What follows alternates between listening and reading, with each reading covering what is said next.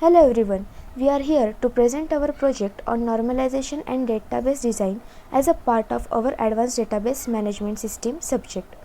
This presentation is made by me, Shreya Galewad, Shruti Prasad, Varad Atalkar and Gagan Pawar.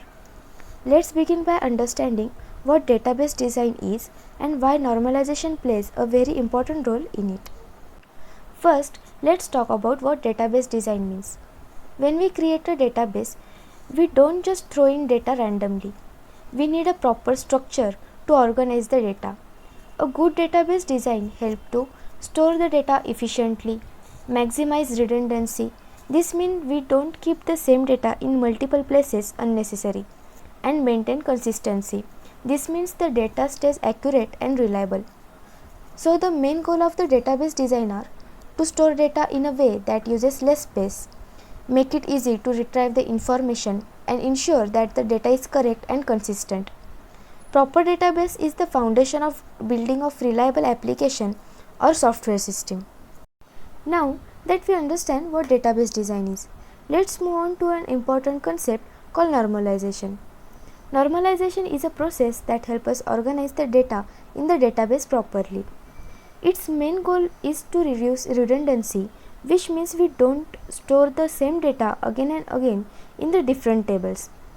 It also helps to convert unstructured data into clean, logical tables. For example, if we have all information in one big table, normalization helps us to break it into smaller tables, each having a clear purpose.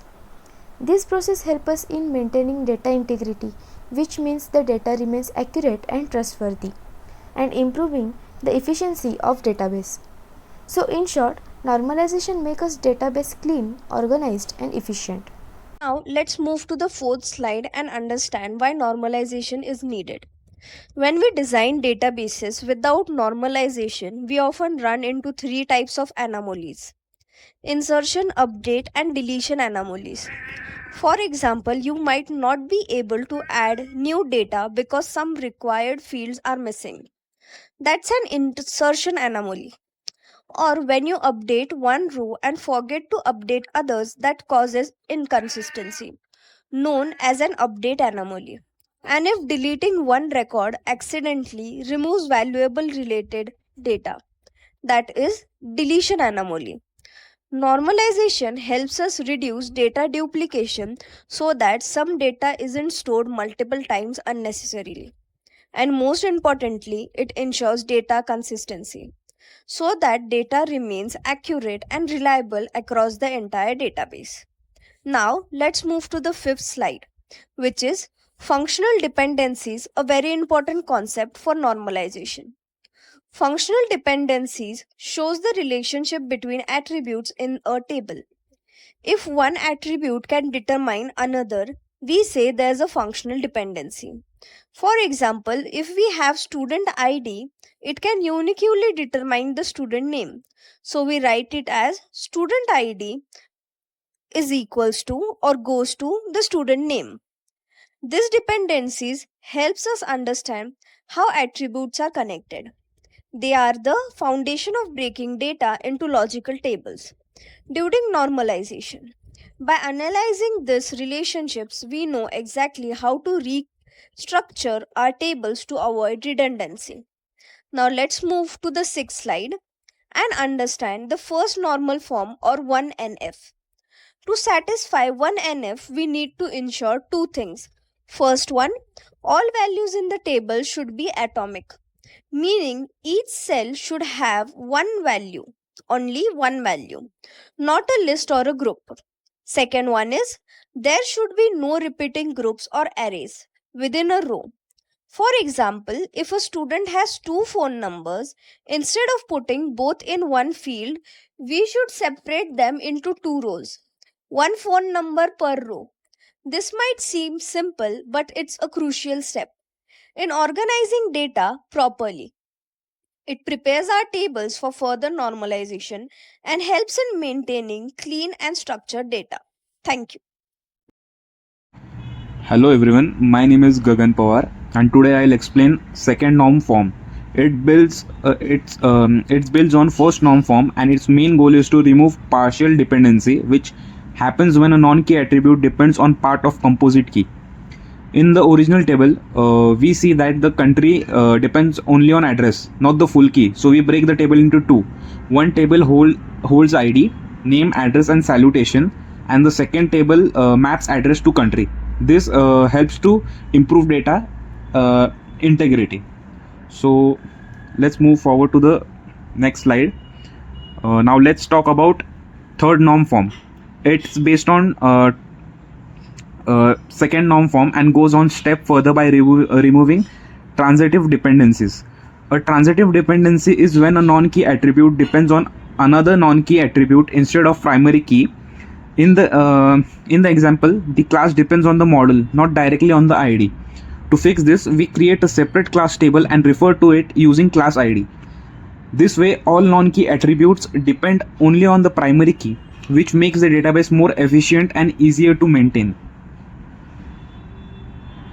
Now let's talk about Boy's code normal form, or BCNF. It is a stricter version of 3NF. While 3NF allows some exceptions, BCNF makes sure that every determinant is a candidate key.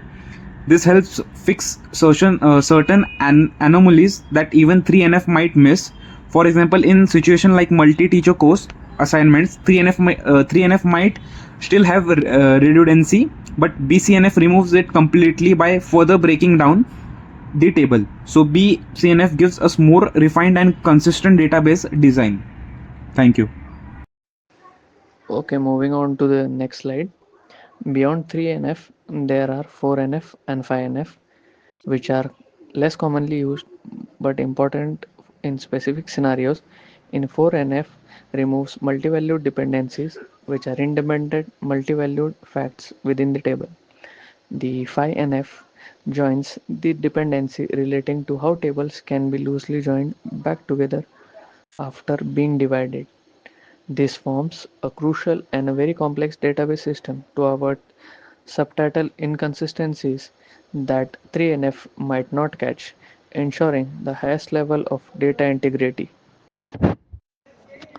So, moving on, we use surrogate keys, which are auto generated IDs, as substitute when natural keys are too complex to manage or if they contain sensitive information. The natural keys are attributes that exist naturally in data, like a combination of names and date of birth. It is generally a good idea to use a meaningful keys if they are simple, stable, and clearly identify the data. However, always remember to balance the benefit of normalization of data integrity with the potential performance overhead it can introduce. Sometimes denormalization might be a valid design choice for performance reason. To moving on to the conclusion, normalization is fundamental database design technique that ensures consistency and efficiency in data storage and retrievals. It is efficiently avoid redundancy which waste space and prevent anomalies that can corrupt data integrity. Ultimately, a good database design builds upon normalization principles.